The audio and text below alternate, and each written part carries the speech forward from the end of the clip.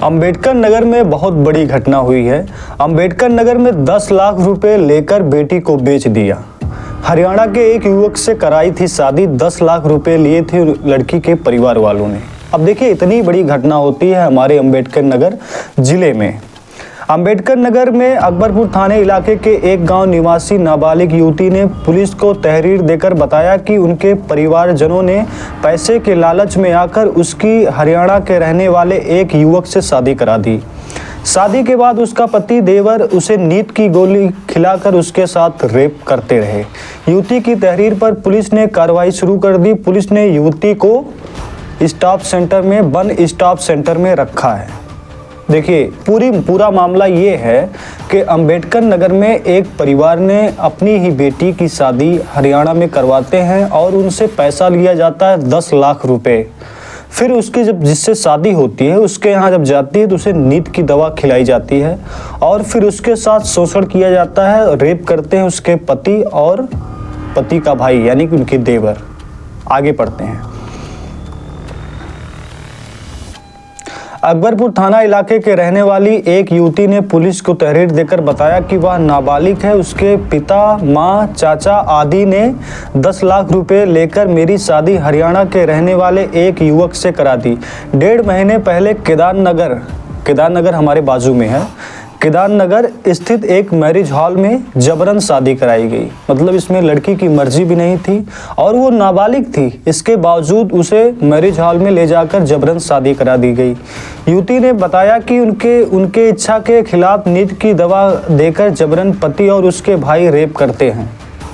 वह किसी तरह से अपनी जान बचाकर वहां से भाग आई और उनके खिलाफ केस कर रही है, जिससे उसके साथ दोबारा शारीरिक मानसिक उत्पीड़न व रेप जैसी घटनाएं ना हो सके।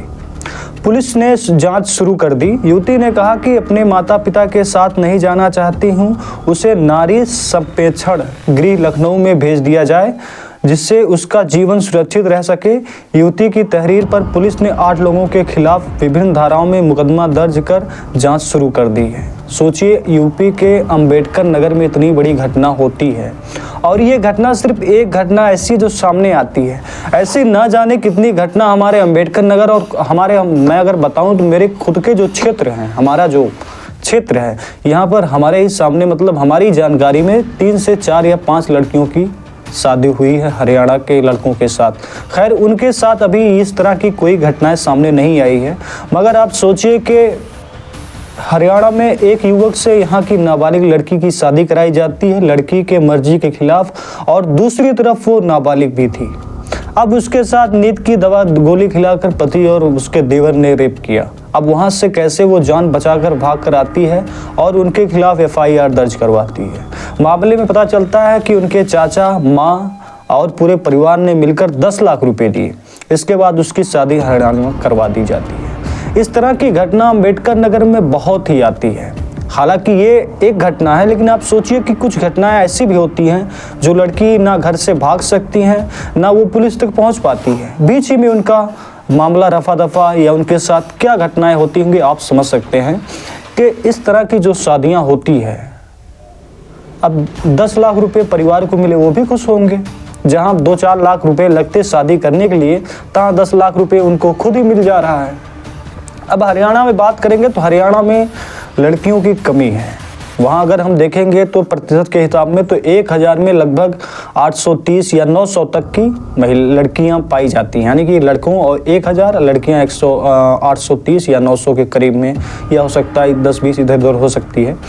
लेकिन आप सोचिए कि जब उत्तर प्रदेश से किसी लड़की को शादी करके ले जाया जाता है, उसके साथ इस तरह की घटना होती है, तो ऐसे माँ बाप को भाई साहब क्या कहें इनके बारे में। आप सोचिए कि एक बेटी को बेच दिया गया 10 लाख रुपए में। इसमें सीधे दैनिक भास्कर ने लिखा है कि बेच दिया शादी के नाम पर, सिर्फ और सिर्फ शादी के नाम पर बेच दिया गया। अभी हम देखेंगे, हमारे इलाके की बात है, एक लड़की की शादी हो गई, दूसरे की शादी तय हुई है। हालांकि उस गांव का और उसका परिवार का नाम हम अपनी वीडियो में नहीं ले सकते, क्योंकि आपको पता ही है कि ऐसी बातें गाँव में बहुत जल्दी फैलती और मैटर काफ़ी गंभीर हो जाता है। तो सोचने की बात यही है और समझना यही है कि हमें अपनी बेटी या बहनों के साथ इस तरह की घटनाएं ना हो और हमें इस तरह से किसी के पैसे लेकर उसके साथ शादी ना करवाई जाए।